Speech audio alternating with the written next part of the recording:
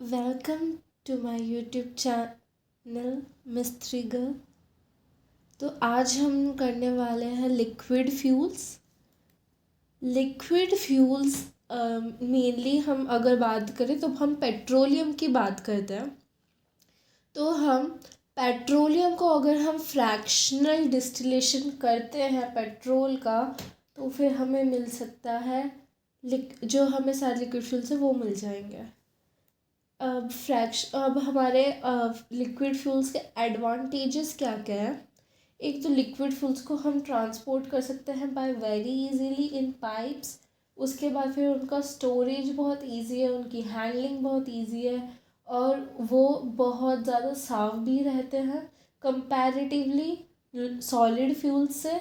और solid fuels की तरह लिक्विड फ्यूल्स में ऐश भी नहीं होती और इसके कंबशन में बहुत कम एयर की रिक्वायरमेंट होती है और सॉलिड फ्यूल्स के कंपेयर में इनकी कैलोरीफिक वैल्यू बहुत हाई होती है।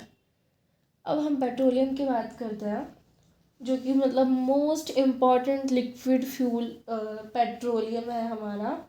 तो जब हम फ्रैक्शनल डिस्टिलेशन करेंगे पेट्रोलियम का, तो बहुत सारे फ्रैक्शंस हमको मिलेंगे। तो ये सारे फ्रैक्शंस हम किसी न किसी पर्पस के लिए यूज़ करते हैं। जैसे कि पेट्रोल या डीजल को हम मोस्ट ऑफ हमारे इंटरनल कंबशन इंजन्स में यूज़ करते हैं। अब हम देखते हैं कि पेट्रोलियम बनता किस चीज़ से है। तो पेट्रोलियम एक कॉम्प्लेक्स मिक्सचर होता है जो हंड्रेड्स ऑफ कंपाउंड से बना होता है। तो जिसमें मोस्टली होता है हाइड्रोकार्बन्स, जिसमें एल्केन्स, साइक्लोएल्केन्स और एरोमेटिक हाइड्रोकार्बन्स होते हैं।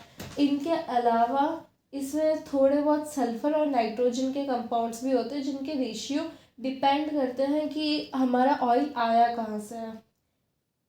इसमें सल्फर, नाइट्रोजन और ऑक्सीजन और कार्बन के भी कंपाउंड्स होते हैं। कार्बन मोस्टली 80 to 87% होता है, हाइड्रोजन 11 to 15% होता है, सल्फर 0.1 to 4% होता है और नाइट्रोजन या ऑक्सीजन 0.1 to 0.5% होता है। अब पेट्रोलियम को हम क्लासीफाई कर सकते हैं उसके नेचर ऑफ हाइड्रोकार्बन्स के बेसिस पे।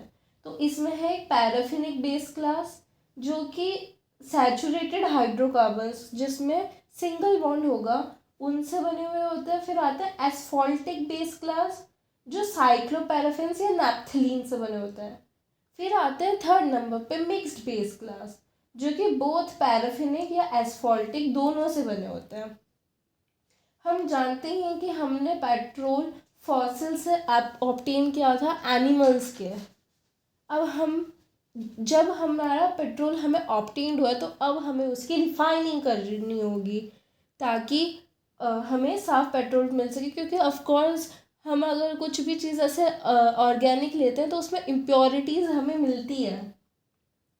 जो हम अर्थ क्रस्ट से ऑयल लेंगे उसमें हमें अनवांटेड इम्प्योरिटीज़ मिलेगी। तो इसकी वजह से हमें पेट्रोलियम की रिफाइनिंग करनी पड़ेगी उसकी इम्प्योरिटीज़ को हटाने के लिए। जहाँ पर हम इस पेट्रोलियम की रिफाइनरी को करते हैं उसको हम बोलते हैं पेट्रोलियम रिफाइनरीज। उन जगह को हम बोलते हैं, उन प्लांट्स को हम बोलते हैं पेट्रोलियम रिफाइनरीज। तो हमारा जो रिफाइनिंग है पेट्रोलियम का उसमें कुछ स्टेप्स इन्वॉल्व होते हैं। तो उसमें सबसे पहले होता है वाटर को रिमूव करना या कॉटरल्स प्रोसेस या डी इमल्सिफिकेशन। इस प्रोसेस के अंदर जो क्रूड ऑयल है उसको हम चार्ज इलेक्ट्रोड्स में से पास करते हैं, जिससे क्या होता है वाटर ड्रॉपलेट्स अलग हो जाती है और हमारा ऑयल अलग हो जाता है। और इससे हम क्या करते हैं, वाटर रिमूव कर लेते हैं हमारे ऑयल में से। उसके बाद अब हमें हार्मफुल इम्प्योरिटीज़ हटानी है, जैसे कि सल्फर कंपाउंड। तो उसके लिए हम क्या करेंगे, उसको कॉपर ऑक्साइड से ट्रीट कर देंगे और फिर हमें कॉपर सल्फाइड मिल जाएगा और फिर हम उसे फिल्ट्रेट कर लेंगे। फिर हम करेंगे फ्रैक्शनल डिस्टिलेशन, जो कि इस स्लाइड में दिखाया गया है। तो इससे क्या होता है ना, हम हमारा पेट्रोल का हर एक उसका जो फ्रैक्शन होगा उसका बॉइलिंग पॉइंट कुछ डिफरेंट होगा, बॉइलिंग टेम्परेचर कुछ डिफरेंट होगा। तो हम इस टाइप से उसे डिफरेंट डिफरेंट टेम्परेचर में बॉईल करके और हमें जो जो गैसेस चाहिए वो हम उससे ले लेंगे. This is what is called as fractional distillation. तो यहाँ से हमें ऑयल के, तो यहाँ से हमें गैसोलीन भी मिल रहा है, ईथर भी मिल रहा है, नैप्था भी मिल रहा है, कैरोसिन भी मिल रहा है, डीजल ऑयल भी मिल रहा है, लुब्रिकेटिंग भी मिल रहा है. आप देख सकते हो गैसोलीन ऊपर है. Please remember gasoline from here, क्योंकि इसके बारे में आगे हम बहुत पढ़ने वाले हैं. तो यहाँ से हमें बहुत सारे इसके लिए fuel oil, lubricating oil, kerosene, ये सारे पेट्रोलियम के पार्ट्स हमें मिल जाएंगे. नेक्स्ट हम चलते हैं क्रैकिंग पे. क्रैकिंग का डेफिनेशन क्या होता है? Cracking is defined as the decomposition of high boiling hydrocarbons. मतलब हाई मॉलिक्यूलर वेट वाले हाइड्रोकार्बन्स को सिंपल हाइड्रोकार्बन्स में, लो मॉलिक्यूलर वेट वाले हाइड्रोकार्बन्स में डिकम्पोज कर देना, ब्रेक कर देना, क्रैकिंग कहलाता है. जैसे कि एंडीकेन जो कि होता है C10H22 को अगर हम हाई टेम्परेचर में हीट करेंगे, क्रैकिंग कर देंगे उसकी बेसिकली, तो वो बन जाएगा एनपेंटेन और पैंटीन. ऐसे ही इसको हम बोलते हैं क्रैकिंग. अब क्रैकिंग हम दो तरीके से कर सकते हैं. एक होती है थर्मल क्रैकिंग और एक होती है कैटालिटिक क्रैकिंग. अब थर्मल क्रैकिंग क्या होती है? इस टाइप की क्रैकिंग को हम हाई टेम्परेचर और हाई प्रेशर में करते हैं विदाउट एनी कैटलिस्ट और in the absence of catalyst. तो इसमें एक होती है लिक्विड फेज थर्मल क्रैकिंग और vapour phase thermal cracking. Liquid phase thermal cracking में हम ऑयल को क्रैक करते हैं 475 डिग्री से लेकर 530 डिग्री तक हाई प्रेशर में, और उसको लिक्विड स्टेट में हम क्रैक करते हैं. और उसकी ऑक्टेन रेटिंग जो होती है पेट्रोल की, जो हमें इससे मिलती है, वो होती है 65 to 70. ऑक्टेन रेटिंग अभी आपको समझ में नहीं आ रहा होगा, बट बाद में हम इस चीज़ को समझेंगे. और हम अब बात करते हैं वेपर फेज थर्मल क्रैकिंग की. इसमें हम ऑयल को पहले वेपर में बनाते हैं, उसके बाद उसकी क्रैकिंग करते हैं और हाई टेम्परेचर पे, और इस पे हमें 70% ऑफ द मिल जाता है पेट्रोल यील्ड. बट इसमें जो गैसोलीन ऑब्टेन्ड होता है वो लिक्विड फेस में होता है. अब देखते हैं कैटालिटिक क्रैकिंग. कैटालिटिक क्रैकिंग में हम कैटलिस्ट की प्रेजेंस में क्रैकिंग करते हैं और फिर उससे हम क्वालिटी गैसोलीन ऑब्टेन कर पाते हैं. इसमें जो कैटलिस्ट यूज होता है वो मेनली होता है aluminium silicate which is Al2SiO3 thrice और एलुमिना विच इज़ Al2O3. यहाँ पर 2 टाइप्स की कैटालिटिक क्रैकिंग होती है. एक होती है फिक्स्ड बेड कैटालिटिक क्रैकिंग और एक होती है मूविंग बेड कैटालिटिक क्रैकिंग. तो देखते हैं फिक्स बेड कैटालिटिक क्रैकिंग क्या होती है. इस कैटालिटिक को हम फिक्स बेड इसलिए कहते हैं क्योंकि इसमें जो कैटालिक चैम्बर होता है उसमें जो कैटलिस्ट होते हैं ना वो फिक्स्ड बेड में होते हैं. तो इसमें हम क्या करते हैं, पहले तो हम एक टेम्परेचर ऑन करते हैं 450 डिग्री सेल्सियस तक का. फिर उसमें हॉट वेपर्स फॉर्म होती है और फिर वो कैटलिस्ट के बेड तक जाती है. और यहाँ पर जो कैटलिस्ट यूज़ होता है वो होता है silica alumina gel which is SiO2 Al2O3 और इसके और बॉक्साइट क्ले के साथ या जर्कोनियम ऑक्साइड के साथ. इन कैटालिक चैम्बर में फिर 40% चार्ज को हम कन्वर्ट कर लेते हैं गैसोलीन में और उसके बाद फिर हम वो क्रैक्ड वेपर्स और फ्रैक्शनेटेड कॉज से जिधर से हमें गैसोलीन वेपर्स निकल रहा है वो नीचे कंडेंस हो जाता है. फिर हम गैसोलीन वेपर्स को कूलर में करके और वहाँ से हम गैसोलीन को फाइनली ऑब्टेन कर लेते हैं. अब हम बात करते हैं मूविंग बेड और फ्लूइडाइज्ड बेड कैटालिटिक क्रैकिंग. अब हम इसको फ्लूइडाइज्ड या मूविंग बेड क्यों बोलते हैं? ये इसलिए बोलते हैं क्योंकि इस क्रैकिंग में जो कैटलिस्ट है वो फाइन पाउडर के फॉर्म में होता है. तो उससे ऐसा लगता है कि वो फ्लो कर रहा है उन गैसोलीन वेपर्स के साथ क्रैकिंग चैम्बर्स के अंदर. तो पहले तो हम वैसे ही प्री हीटर में उसको भेजते हैं और फिर गैसोलीन वेपर उन पाउडर्ड कैटलिस्ट के साथ मिक्स होकर और उसके बाद फिर रीजनरेटर में जाता है.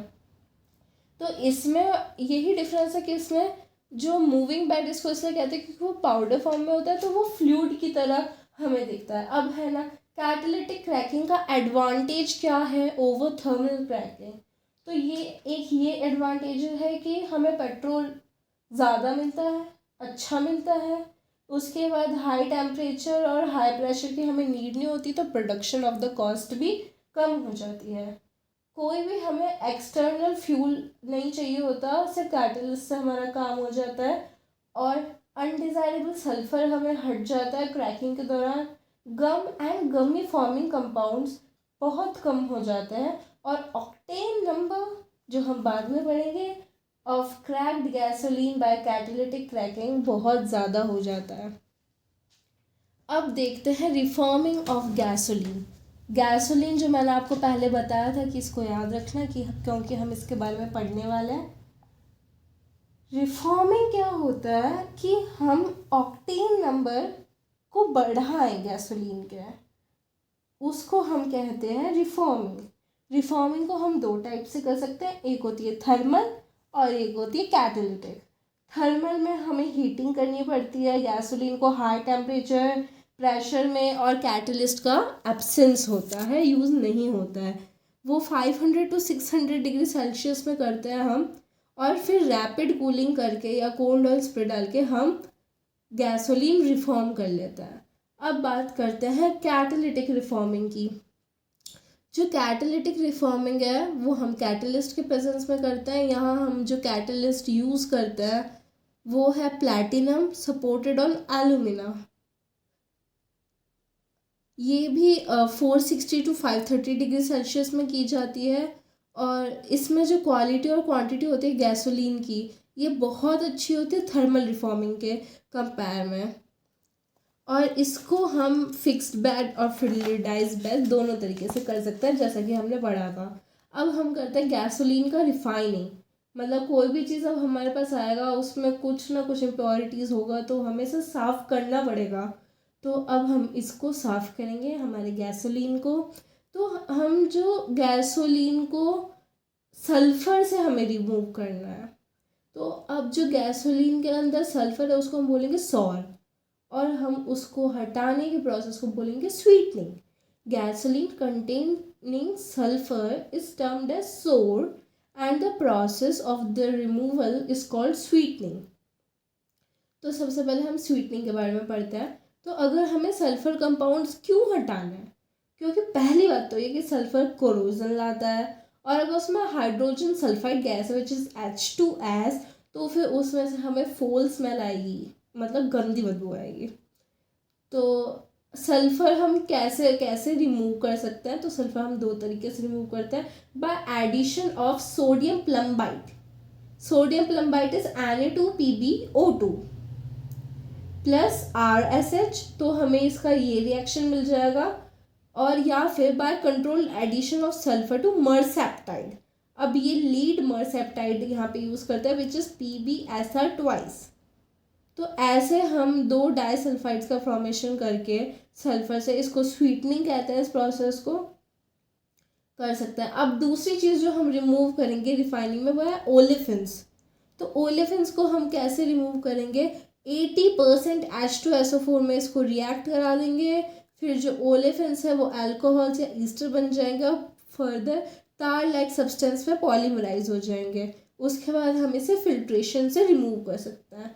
इसमें ना फुलर्स अर्थ मतलब मुल्तानी मिट्टी का भी हम यूज़ कर सकते हैं, और उससे भी हम गैसोलीन को हटा सकते हैं, क्योंकि वो कलर एब्जॉर्ब कर लेगी और ओलेफिन्स को भी एब्जॉर्ब कर लेगी। तो यहाँ पर हम फुलर अर्थ का भी यूज़ कर सकते हैं। ऐसे हमने किया गैसोलीन को रिफाइन। अब हम आते हैं सिंथेटिक पेट्रोल पे। तो पेट्रोल को हम लैबोरेटरी में भी सिंथेसाइज कर सकते हैं। तो वो हम दो मेथड से करते हैं। पहले है फिशर ट्रॉप्श मेथड। तो फिशर ट्रॉप्स मेथड में हमारा कुछ ऐसा डायग्राम होगा, इसका ऐसा कुछ प्रोसेस होता है। तो इसमें क्या होता है, हम carbon monoxide plus hydrogen gas का यूज़ करते हैं गैसोलीन प्रिपेयर करने के लिए। तो सबसे पहले जो गैस है वो प्योरीफाई की जाती है Fe2O3 के साथ और उससे H2S रिमूव किया जाता है। फिर उस गैस को हम एक चैम्बर में भेजते हैं जिसमें Fe2O3 प्लस Na2CO3 को डाला जाता है और उससे ऑर्गेनिक सल्फर कंपाउंड्स रिमूव हो जाता है। अब हमारी प्योरीफाइड हुई हुई गैस को हम कंप्रेस करेंगे 5 to 25 ATM पे और फिर वहाँ से एक कैटलिस्ट डालेंगे, तो उसके बाद हमें मिल जाएंगे एल्केन्स और एल्कीन्स। और फिर वहाँ से आगे जाके कूलर में फ्रैक्शनल डिस्टिलेशन होगा और हमको हमारा हैवी ऑयल या गैसोलीन मिल जाएगा। ये था हमारा फिशर-ट्रॉप्श मेथड। अब हम आते हैं हमारे नेक्स्ट मेथड पे, विच इज़ बर्जियस प्रोसेस।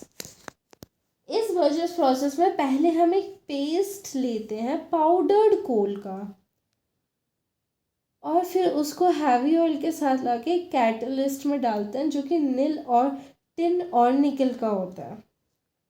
वो हम उसमें ऐड करते हैं, लाइक इसमें दिख रहा है हैवी ऑयल, पाउडर्ड कोल और कैटलिस्ट। फिर यहाँ से हम लेके जाते हैं इसको और इस मिक्सचर को फिर हम हाइड्रोजन के साथ ट्रीट करते हैं और इसका टेम्परेचर उस टाइम पे वो होता है 450 डिग्रीज टू 200 to 250 और यहाँ पर ये रहता है 1.5 आवर के लिए। फिर यहाँ से सैचुरेटेड हाइड्रोकार्बन्स बनते हैं एक टेम्परेचर पे और फिर इसको हम एक कंडेंसर में भेजते हैं गैसेस को। फिर कंडेंसर से हमें क्रूड ऑयल मिल जाता है जिसका फिर हम फ्रैक्शनलेटिंग डिस्टिलेशन करते हैं। तो यहाँ से हमें गैसोलीन मिल गया, ऑयल मिल गया, क्रूड ऑयल मिल गया और हैवी ऑयल मिल गया। तो इस टाइप से हम पेट्रोलियम का सिंथेसिस लैबोरेटरी में भी कर सकते हैं। और एक और जो प्रोसेस होता है वो इसका होता है पॉलीमराइजेशन।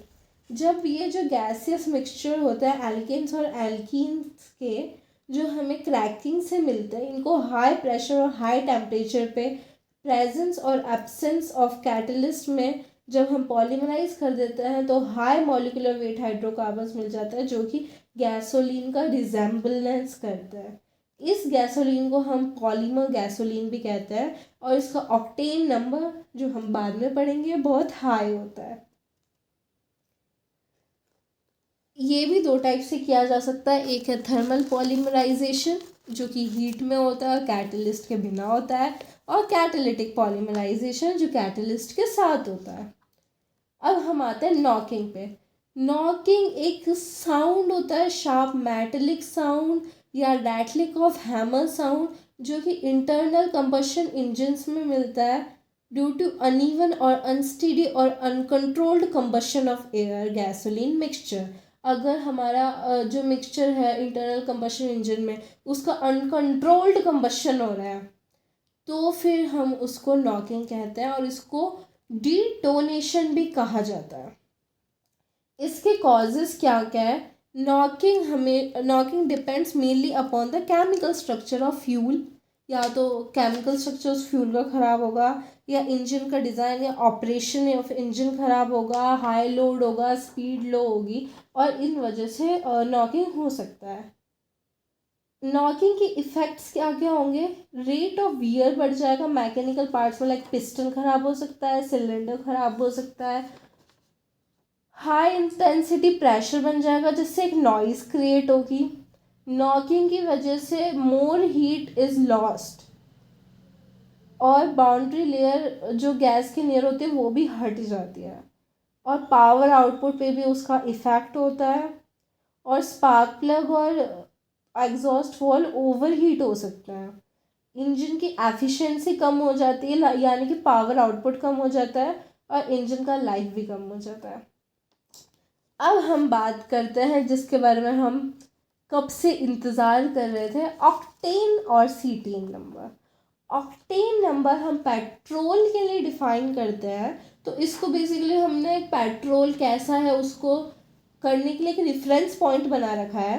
तो इसमें ना हम आइसो ऑक्टेन कितना ब्लेंड हो रहा है फ्यूल में वो देखते हैं, उसका परसेंटेज देखते हैं। तो ये होता है ऑक्टेन नंबर। तो इसकी डेफिनेशन क्या होती है? octane number of a petroleum can be defined as the percentage by volume of isooctane blend in the fuel. मतलब जैसे कि अगर कोई मिक्सचर है पेट्रोल का और उसमें 80% हमारा आइसो ऑक्टेन है और 20% हेप्टेन है, तो उसका ऑक्टेन नंबर हो जाएगा 80। मतलब कितना उसमें आइसो ऑक्टेन है वो होगा उसका ऑक्टेन नंबर। और अब आते हैं सीटेन नंबर पे। अब पेट्रोल के लिए ऑक्टेन नंबर है, तो डीजल का कुछ देखने के लिए भी कुछ नंबर होगा, तो वो होता है सीटेन नंबर। तो सीटेन नंबर होता है कि cetane and A methyl naphthalene में सीटेन कितने हैं वो होगा उसका सीटेन नंबर। और इस टाइप से हम देख सकते हैं कि हमारा पेट्रोल अच्छा है या हमारा डीजल कितना अच्छा है, जितना ज़्यादा उसका ऑक्टेन या सीटेन नंबर होगा। So this was all about liquid fuels. I hope it's all clear. और अब जो नेक्स्ट हमारा वीडियो आएगा वो आएगा गैसियस फ्यूल्स पे। तब तक सारे वीडियोस अभी तक जितने निकाल दिए वो सारे देखिए, और अगर कुछ इम्प्रूव कर सकती हूँ मैं तो प्लीज़ मुझे सजेशंस दे दीजिए। बाकी subscribe, like and share, and please